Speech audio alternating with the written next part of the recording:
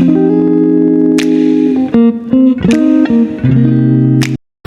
everyone, welcome back to Hellowi Podcast.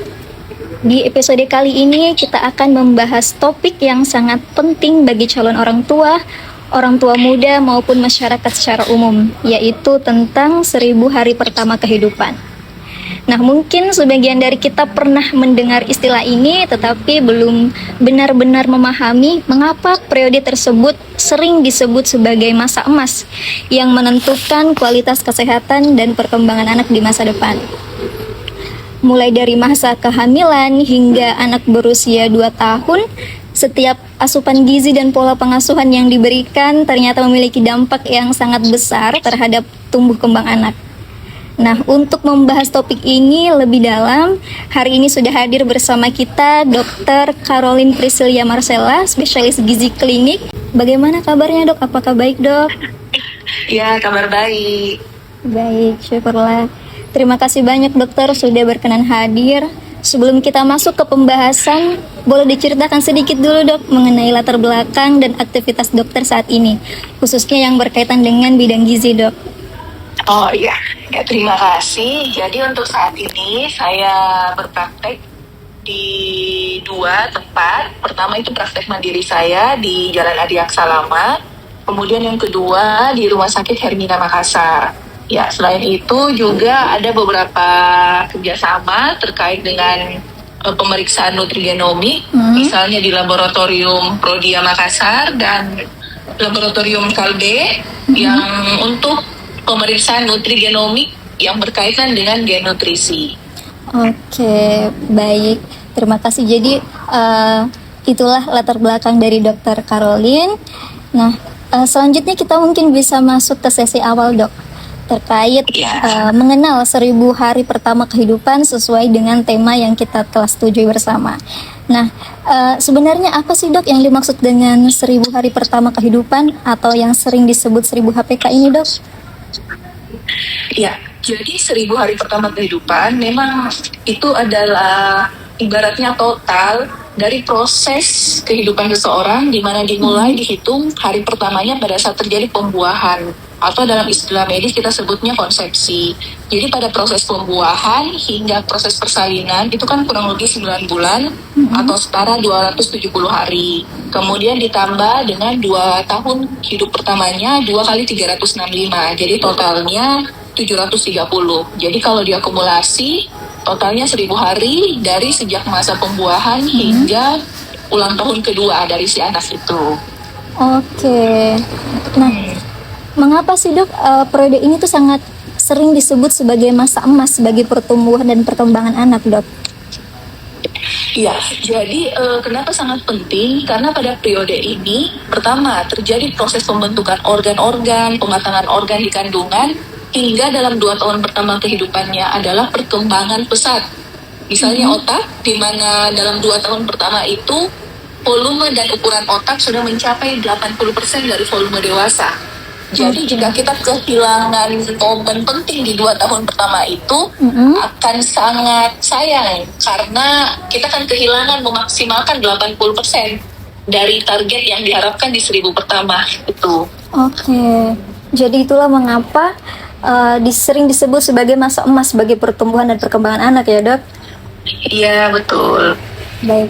Nah, apa saja sih, Dok, fase yang termasuk dalam 1000 hari pertama kehidupan? Apakah dimulai sejak bayi lahir atau bahkan sejak masa kehamilannya, Dok?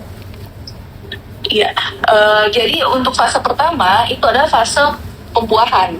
Tapi sebenarnya dalam fase pertama itu kita bagi lagi tuh, sebelum pembuahan dengan pada proses pembuahan. Kenapa sebelum pembuahan itu penting walaupun tidak terhitung dalam 1000 hari pertama kehidupan? Karena pada proses sebelum pembuahan itu adalah kesehatan dari calon ibu dan ayahnya. Misalnya, ibunya ternyata sebelum hamil sudah ada anemia, ayahnya sebelum hamil sudah ada pola hidup yang tidak baik, misalnya merokok. Jadi tentunya kualitas sel telurnya, kualitas sel sperma dari si ayah dan ibu itu sudah nggak bagus. Jadi dia akan berdampak pada proses pembuahan. Jadi itu fase pertama. Kemudian fase kedua dibagi lagi ke trimester 1 dan fase ketiganya trimester 2-3. Fase keempat proses melahirkan. Fase kelima itu 1 bulan pertama, kemudian fase ketujuh itu lanjutan dari fase sisa tahun terakhirnya. Jadi setelah 1 bulan hingga usia 2 tahun. Jadi 1000 hari pertama kehidupan kenapa dibagi per fase? Karena setiap fase itu punya target yang berbeda-beda dan treatment yang berbeda-beda. Oke, baik. Jadi memang fase-fase ini itu dimulai dari sejak masa kehamilan ya dok. Tadi dokter sebutkan Iya, ada betul. 7 fase ya dok. Iya, betul. Iya, mungkin boleh winners catat fase-fasenya dan ini sangat penting dimulai sejak masa kehamilan. Nah, menurut dokter, mengapa masyarakat perlu memahami pentingnya periode ini dok? Selain Iya. tadi poin-poin penting yang telah disebutkan sebelumnya. Karena periode ini adalah periode yang irreversible, jadi dia tidak akan terjadi. Misalnya nih, kalau sudah lewat 2 tahun, terus orang tua sadar bilang, kok anak saya kecerdasannya nggak terlalu bagus dibanding teman sebayanya. Mau di booster dengan nutrisi apapun, kemudian di booster dengan stimulasi apapun, tidak akan bisa meng-catch up target yang diharapkan di 2 tahun pertama itu. Kemudian bukan hanya segi kecerdasan, karena sudah banyak penelitian yang menghubungkan bahwa anak yang tidak bagus di-treat dalam 1000 hari pertama kehidupannya punya risiko penyakit di kemudian hari. Jadi bukan hanya anaknya kalah bersaing dari segi intelektual, anaknya akan gampang sakit-sakitan. Oke. Bahkan di usia tua nanti akan ada gampang risiko penyakit metabolis seperti obesitas, diabetes, sudah ada penelitiannya. Ternyata orang-orang yang usia saat ini, yang usia-usia tua seperti populasi lansia saat ini, kalau dilakukan penelitian flashback ke belakangnya, biasanya mereka itu dalam 1000 hari pertama kehidupannya tidak mendapat treatment optimal dari segi stimulasi ataupun nutrisi. Jadi akan berdampak hingga anak itu tua nanti. Oke, wah berarti ada perbedaan yang sangat signifikan ya dok pada proses masa tua orang yang mendapatkan fase-fase emas di 1000 hari pertama kehidupannya ya dok? Iya, betul.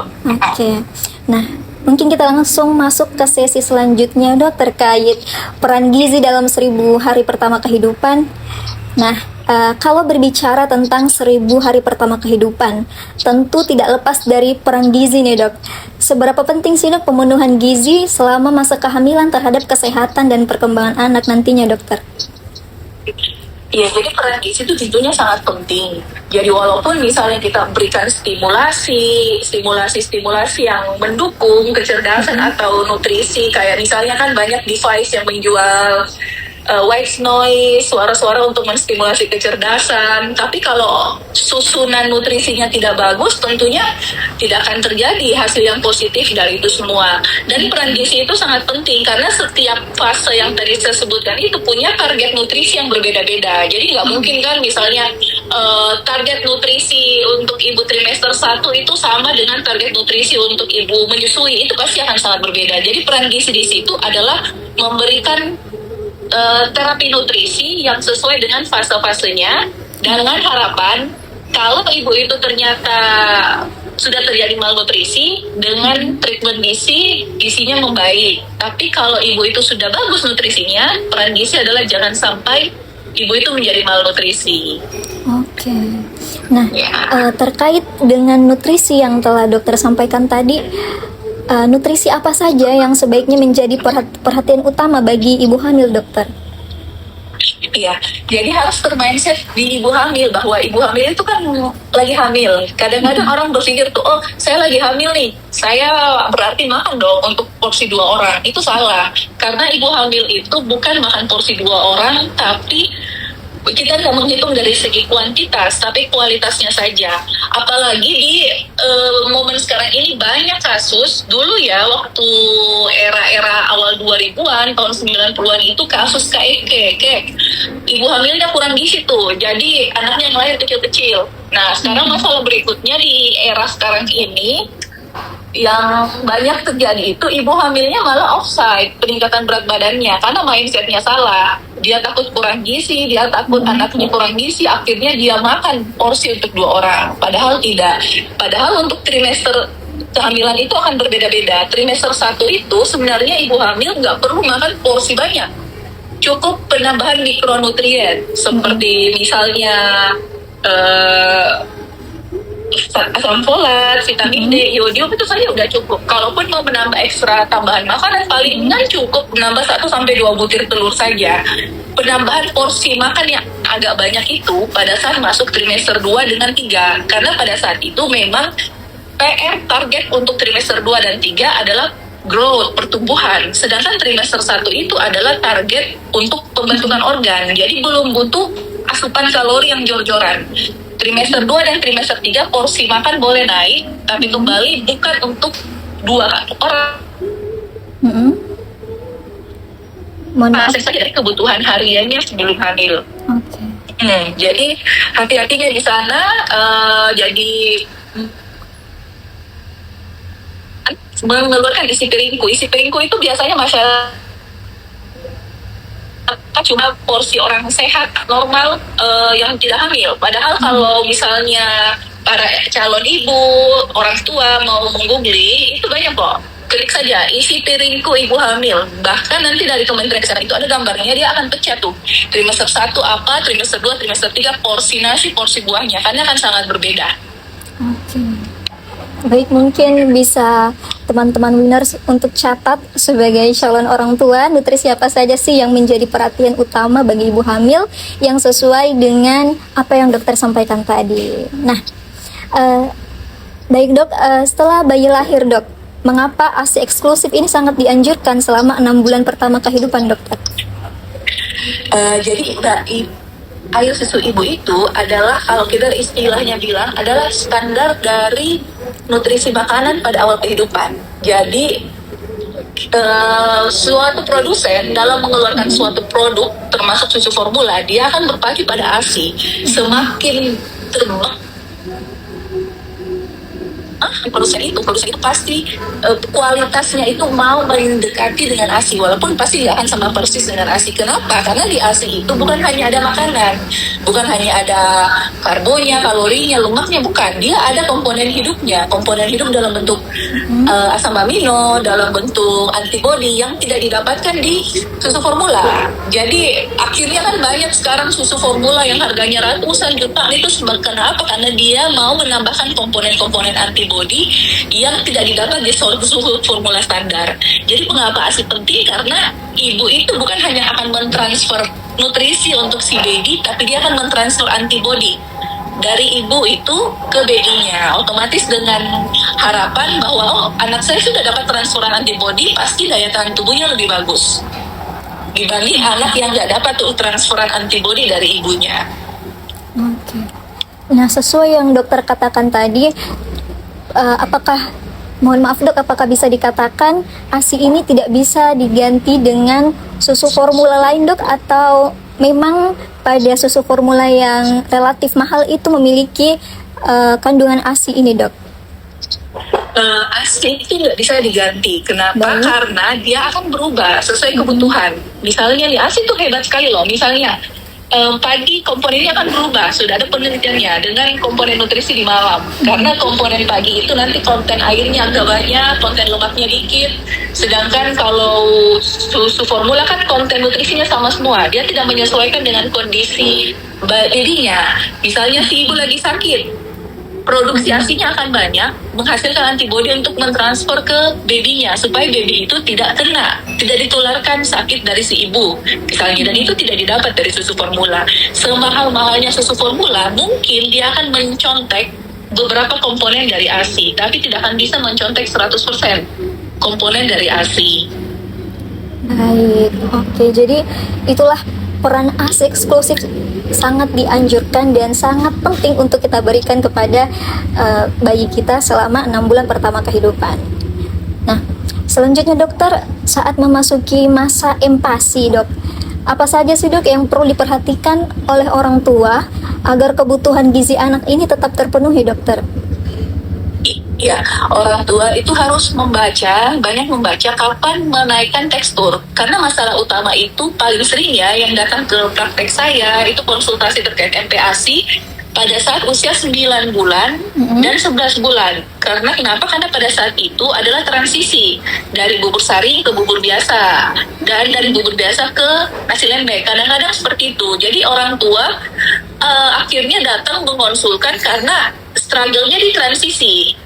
Kemudian kenapa struggle di transisi tersebut? Karena ekspektasi orang tua itu kadang-kadang terlalu berlebihan. Misalnya dia melihat, oh anak tetangga saya atau saya ada di sosmed, anaknya malah makan langsung satu mangkok. Padahal beda-beda, anak itu kan akan mengeksplorasi rasa. Apalagi di transisi tersebut, it's okay kalau anaknya mulai cuma GTM 3 hari, 4 hari, nggak usah dipaksa. Memang dia lagi eksplorasi. Kenaikan tekstur itu pasti akan berdampak pada penurunan asupan sementara, asal tidak berminggu-minggu. Jadi kalau misalnya GTM 3 hari, 5 hari, jangan anaknya dipaksa, apalagi pada saat transisi pemberian tekstur ya, karena pasti akan membuat anaknya tertekan, akhirnya lama-lama lingkungan pola makan tidak baik, dan anaknya akhirnya GTM berkepanjangan. Itu ada GTM itu adalah salah satu bentuk mogok si anak karena lingkungannya dia rasa tidak tersupport untuk mengeksplorasi makanan.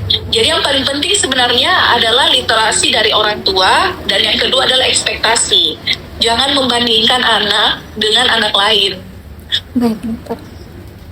Oke, berarti pentingnya peran orang tua untuk mengetahui struggle pada masing-masing anak ya, dok?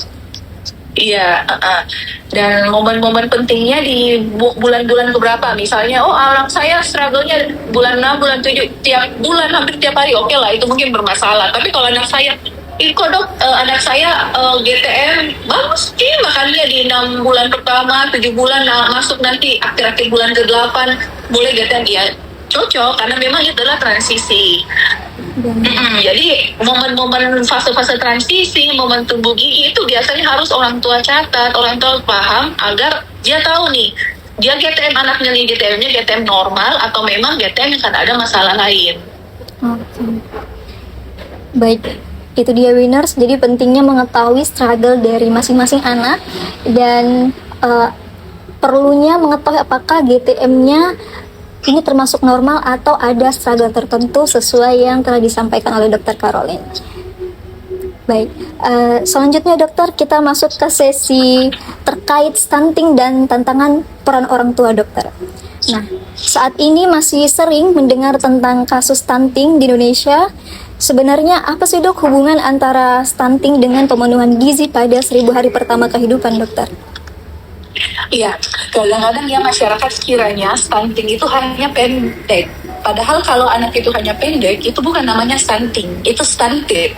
Pakai ed belakangnya, bukan ing. Berarti perawakan pendek. Kapan seorang anak dikatakan stunting? Kalau dia selain perawakan pendek, dia memenuhi kriteria adanya gangguan perkembangan, terutama dalam fungsi kognitif. Dan itu terjadi karena apa? Karena gangguan nutrisi yang kronik. Kroniknya kapan? Kroniknya itu biasanya di 1000 hari pertama itu. Jadi biasanya kenapa dikaitkan? Karena dalam 2 tahun pertama itu selain perkembangan otak, ada juga perkembangan panjang atau tinggi badan. Jadi kalau misalnya, oh anak ini kok pendek ya dibanding teman-teman seusianya, kita harus cross check. Wah, pertama poinnya sudah ada nih, poin fisiknya sudah ada, kita harus cross check lagi poin perkembangan otaknya. Kalau sudah dapat juga berarti dia stunting. Kalau ternyata memang anak itu cuma pendek, perkembangan otaknya bagus, bahkan kadang-kadang misalnya dia lebih aktif, lebih proaktif, lebih pintar kognitifnya dibanding teman sebayanya, mungkin aja itu cuma pendek karena faktor genetik.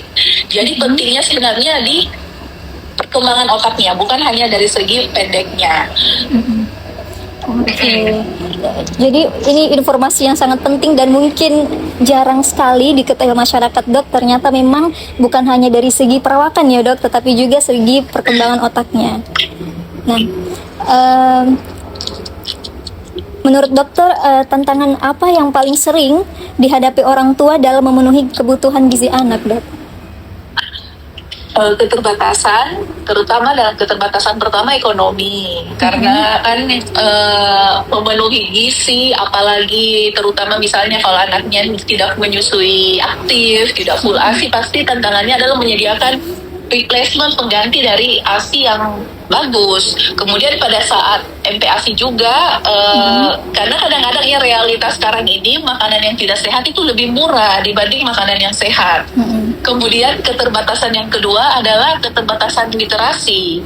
Kadang-kadang orang tua tidak bisa membedakan antara ranah medis dengan ranah komunitas.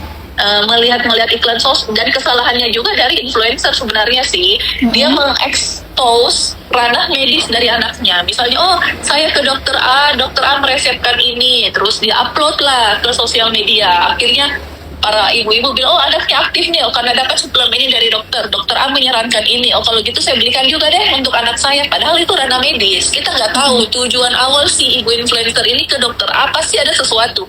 Bukan hanya bilang, dok saya mau cek anak saya nama nafsu makan. Enggak, pasti ada sesuatu sehingga dokter itu memberikannya. Beda dengan nutrisi komunitas. Nutrisi komunitas itu adalah nutrisi anjuran sehat yang biasanya dikeluarkan oleh Kemenkes, Dinas Kesehatan. Itu adalah nutrisi komunitas, nutrisi yang bisa diaplikasikan ke semua anak. Jadi tantangannya adalah dua. Selain menyediakan yang berkualitas dan terjangkau, adalah tantangan dari ketidaktahuan dari orang tua itu sendiri. Terlalu hype untuk mau menyediakan yang terbaik, akhirnya segala macam informasi tercampur aduk. Jadi akhirnya orang tua bingung nih, yang mana benar, yang mana salah. Baik, jadi sesuai dengan yang dokter sampaikan bahwa tantangan tersendirinya itu adalah dari segi minimnya literasi serta permasalahan ekonomi ya dok. Nah terkait permasalahan ekonomi dok, bagi keluarga yang memiliki keterbatasan ekonomi dokter, bagaimana cara memenuhi kebutuhan gizi anak dengan baik tanpa harus mengeluarkan biaya yang terlalu besar dokter? Iya, dulu ya mungkin kita tahunya, bahkan sekarang saya kadang masih kaget karena banyak orang tua, orang dewasa itu kira gizi sehat itu 4 sehat 5 sempurna. Padahal 4 sehat 5 sempurna itu sudah ditinggalkan belasan tahun yang lalu. Lalu saat sekarang ini yang kita pakai adalah pedoman gizi seimbang. Jadi kalau misalnya para orang tua coba searching, googling di Google misalnya atau di search engine yang lain, akan ada terbentuk piramida. Piramida itu adalah dia membagi per lantai. Jadi pentingnya apa? Orang tua itu harus tahu segmen-segmen, karena kadang-kadang banyak orang tua masih galau, masih bingung. Yang mana ini makanannya karbo, yang mana lemak, yang mana protein. Kadang misalnya nih, realitanya perkedel itu banyak warga Indonesia menganggap perkedel adalah lauk. Padahal bukan loh, dia itu adalah karbo. Jadi misalnya, oh anak saya GTM, anaknya cuma mau makan karbo, nggak mau makan nasi, ya udah boleh kita substitusi dengan perkedel. Jadi pentingnya apa? Orang tua harus tahu segmentasi. Jadi kita bisa melakukan substitusi yang lebih hemat dan terjangkau. Misalnya nih, oh anak saya nggak mau makan nasi, apa ya? Oh, saya sudah tahu nih, yang masuk dalam kelompok karbo adalah kentang. Kentang kan murah juga, nggak semahal mie atau makanan cepat saji instan baby yang mahal itu. Jadi ya udah, ganti aja dengan perkedel. Kalau anak saya GTM tumbuh gigi biasanya nggak mau makan nasi, saya bikinkan deh perkedel dari kentang, itu karbo. Terus anak saya nggak mau minum susu nih, kalau udah usia 1 tahun asinya sudah nggak ada, nggak mau minum susu, apa dong? Berarti cari lagi di ranah lauk. Oh lauknya cari aja telur, kalau nggak ada telur cari kulit telur, ganti tahu tempe masih boleh. Jadi cara paling gampang adalah orang tua harus tahu pengganti menu yang tidak disukai anak. Jangan gara-gara oh anak saya nggak makan nasi, kalau gitu saya harus belikan menu MPASI bintang 5 yang banyak dijual. Enggak, coba diganti dengan substitusi yang lain yang lebih gampang didapat, yang murah. Karena diet gizi seimbang itu diet yang tidak mahal. Dulu 4 sehat 5 sempurna, sempurnanya itu kan susu itu mahal. Nah, sedangkan di diet pedoman gizi seimbang yang sekarang ini susu itu nggak masuk. Jadi mau ada susu tidak ada susu, selama bisa dikejar dari real food, ya udah nggak apa-apa, aman-aman saja. Jadi pedoman itu bisa kok para orang tua cari. Dia modelnya piramida, mempermudah. Jadi dalam lantai dasar itu ada rantai karbo. Jadi ada gambarnya tuh ubi, kentang, jagung, beras. Jadi boleh tuh saling ganti-ganti. Tinggal orang tua nanti sesuaikan saja anaknya mau makan apa. Misalnya, oh anak saya nggak mau makan nasi, tapi maunya yang kriuk-kriuk. Ya udah gorengin aja perkedel jagung. Itu kan pengganti nasi. Tinggal ditambah kocok-kocok dengan telur ceplok. Udah itu jadi pengganti nasi dengan ayam. Nasi ayam diganti dengan perkedel jagung. Oke. Wah, jadi bisa kok banyak. Oke, wah di sini berarti lagi-lagi kembali betapa pentingnya literasi ya dok. Kita perlu mengetahui apakah yang kita kira lauk ternyata itu masuk dalam komponen karbohidrat. Jadi pentingnya mengetahui komponen-komponen dari makanan yang kita sajikan ya dok. Iya betul. Oke. Mungkin kita bisa masuk ke sesi selanjutnya dokter, terkait mitos dan fakta seputar gizi anak. Nah, terkait mitos dan fakta seputar gizi anak nih dok, masih banyak informasi yang beredar di masyarakat terkait gizi ibu hamil maupun anak. Nah, menurut dokter, mitos apa sih yang paling sering dokter temui dok? Ya, pertama itu pelarangan makanan tertentu tuh di ibu hamil. Oh, jangan makan ini, nanti anaknya jadi ini. Jangan makan ini, nanti anaknya bisulan. Enggak, selama makanan itu tidak berbahaya, tidak tinggi merkuri, kemudian berasal dari real food, boleh dimakan, tidak ada pantangan sama sekali. Kemudian yang masalah mitos kedua adalah kadang-kadang nih banyak anaknya kurus tinggi, terus dicek, bilang oh anak saya bagus kok ini makannya banyak, dia kurus karena dia tinggi. Nggak ada ya. Penentuan status gizi mau anaknya kurus mau anaknya tinggi itu berbasis kurva. Jadi kalau anaknya lebih tinggi dari teman-teman sebayanya tapi dia kurus, harusnya berat badannya itu pasti harusnya lebih banyak, karena penentuan berat badan ideal itu berdasarkan tinggi badan. Banyak kasus anaknya ternyata dimasukkan ke kurva walaupun dia tinggi tapi dia gizi buruk. Hanya itu excuse dari orang tuanya bahwa oh anak saya makanannya lari ke tinggi. Ya kalau makanannya bagus harusnya lari ke dua-duanya dong, ke berat badan dengan tinggi, bukan hanya ke tinggi badan saja. Oke. Oh, berarti dikatakan gizi yang baik atau gizi yang ideal itu adalah sesuainya antara tinggi badan dan berat badan ya dokter?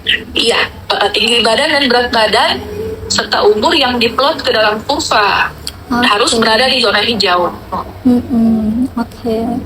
Nah, lalu dok, bagaimana cara orang tua dalam menyaring informasi kesehatan dan gizi yang banyak beredar di media sosial saat ini, dokter? Iya, pertama adalah orang tua harus cek yang tadi saya bilang, bedakan ranah medis dengan ranah komunitas. Kalau ranah komunitas, orang itu boleh, orang tua itu bisa ikutin. Misalnya, oh saya misalnya nih info, oh anaknya harus ke puskesmas untuk pemberian vitamin A setiap 6 bulan. Oke, itu ranah komunitas. Jadi ikuti saja, karena ranah komunitas itu dia menggunakan data-data dari penelitian yang berbasis populasi besar. Jadi baru menjadi suatu pedoman untuk komunitas itu. Jadi oke, kalau misalnya oh sekarang pedomannya sudah ada Protactu dari DAI, harus penambahan vitamin D, kemudian penambahan zat besi untuk ibu hamil, menyusui atau anak-anak usia remaja. Oke, karena itu ranah komunitas. Tapi kalau misalnya ada info sosmed, kemudian ibunya influencer tersebut sharing pengalamannya, dan pengalamannya itu belum masuk ke dalam protap yang umum digunakan oleh orang banyak, harus dicek dulu. Telusuri dulu ini kenapa nih alasannya. Kalau bisa sih langsung tanyakan saja ke tenaga kesehatan yang didapat ditemui. Ya, jadi itu ya pentingnya adalah mencari informasi kesehatan yang kita terima yang telah banyak berada di media sosial saat ini.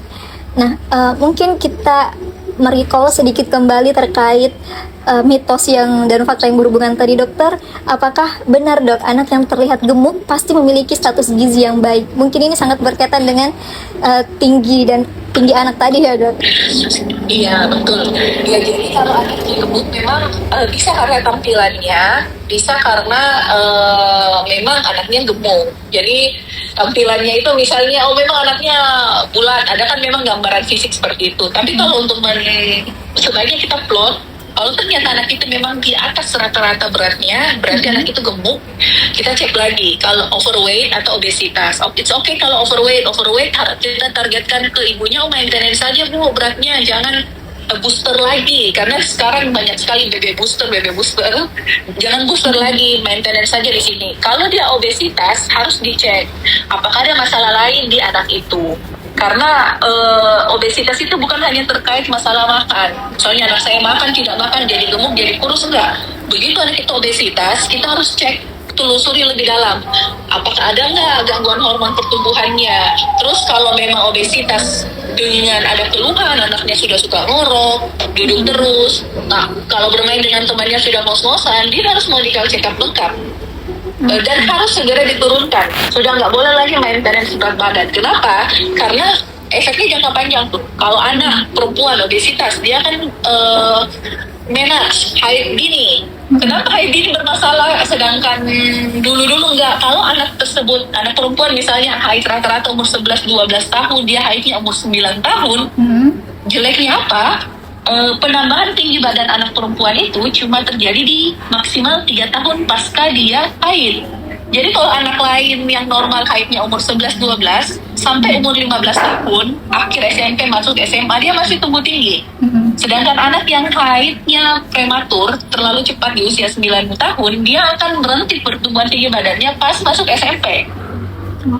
Jadi akan sangat kasihan kalau misalnya suatu saat anak itu mau kerja atau mendaftar di sekolah kedinasan, otomatis dia akan sudah kalah dari segi syarat tinggi badan. Kemudian yang kedua, itu untuk perempuan. Yang kedua untuk laki-laki tuh, biasanya kalau anak yang gemuk dan orang tuanya membiarkan gemuk hingga usia pubertas, akan bermasalah di perkembangan genitalnya.